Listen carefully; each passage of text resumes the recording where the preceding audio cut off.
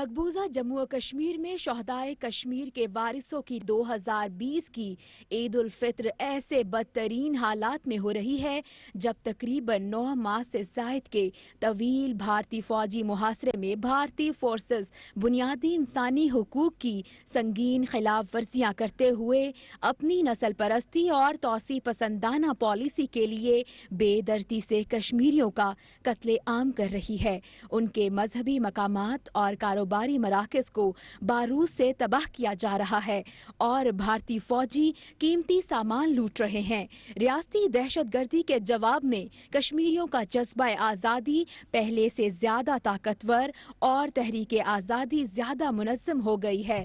ماہ رمضان میں کشمیری ہیرو ریاض نائکو کے علاوہ 40 سے زیادہ کشمیریوں کو بھی شہید کیا گیا.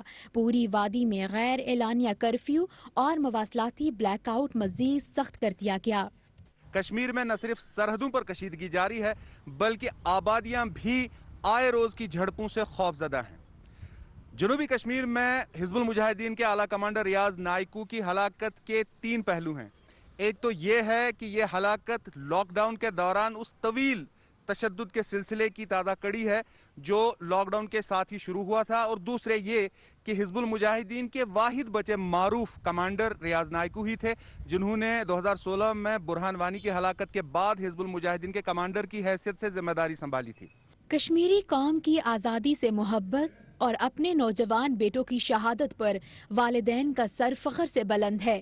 ان کا مقصد عظیم ہے. ایک مسلمان جو ہے اس کو اللہ پر بھروسہ ہوتا ہے اور اس کی پتہ ہے کہ اگر میں مر جاؤں گا میں اللہ کے پاس جاؤں گا. وہ مرتا نہیں ہے. ہمارے مذہب میں جو اس تحریک میں مرے گا ظلم ستم سے، ہندوستان کی گولی سے، وہ مرتا نہیں، وہ ٹرانسفر ہوتا ہے اس دنیا سے اگلے دوسری دنیا میں. ایک مسلمان گسن ات مز فخر. ایک مسلم ہونے کے ناطے یہ گرو کی بات ہے. ہم یہ نہیں کہیں گے کہ یہ غلط ہے. اگر وہ ڈرگز یا اویدھ گتیودھیوں میں شامل ہوتا تو ہمارا نام کلنکت ہو جاتا. ہمیں راحت ملی ہے کہ وہ ایک صحیح گتیودھی میں شامل ہے. بھارت کی بدقسمتی یہ ہے کہ پست ذہنیت کے چھوٹے لوگ اعلیٰ عہدوں پر بیٹھ گئے ہیں. ان کے تمام فیصلے ان کے نیچ کردار اور ذہنی پستی کا عملی اظہار ہیں. اپنے جعلی مقابلوں پر پردہ ڈالنے اور کشمیری قوم کے رد عمل کے خوف سے وہ شہداء کی لاشیں ورثہ کو دینے کی بجائے گمنام قبرستانوں میں چھپا کر دفن کر رہے ہیں. سیکیورٹی فورسز نے ایک نئی پالیسی کو متعارف کیا ہے جس کے تحت مارے جانے والے عسکریت پسندوں کی شناخت کافی دیر تک ظاہر نہیں کی جاتی ہے، اور اس کے ساتھ ہی ان کی لاش کو لواحقین کے سپرد کرنے کی بجائے دور ایل او سی کے قریب، لائن آف کنٹرول کے قریب شمالی کشمیر کے اوڑی قصبے میں ایک ویران مزار میں دفنایا جاتا ہے. ظاہر ہے یہ ایک نئی سیکیورٹی صورتحال ہے جس میں فورسز اور فوج اور مقامی انتظامیہ کا دعویٰ ہے کہ اس سے امن و قانون کی صورتحال پر قابو پایا جا سکتا ہے.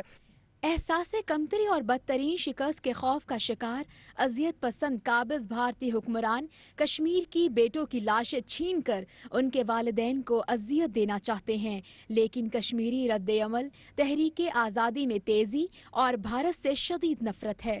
افسوس پننہِ جایہِ. They didn't let us see his face, not even after getting martyred. How much can a mother's heart tolerate? How much patience will it show? Now the mother wants to see his grave, but even that is not being allowed. She doesn't know where the grave is. What is this? Are we so guilty that they won't even let us see our son? بنیادی انسانی حقوق کے کارکن بھارت کے اس اقدام کو محض بہانہ بازی اور حقیقت سے فرار قرار دیتے ہیں.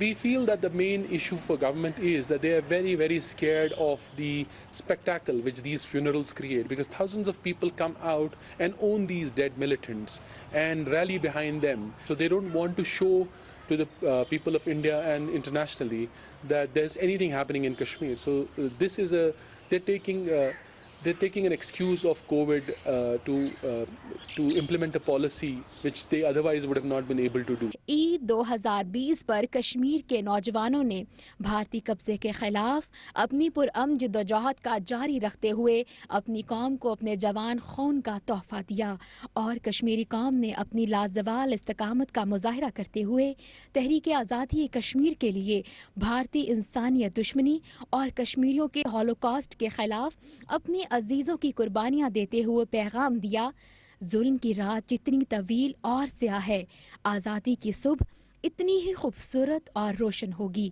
انشاءاللہ۔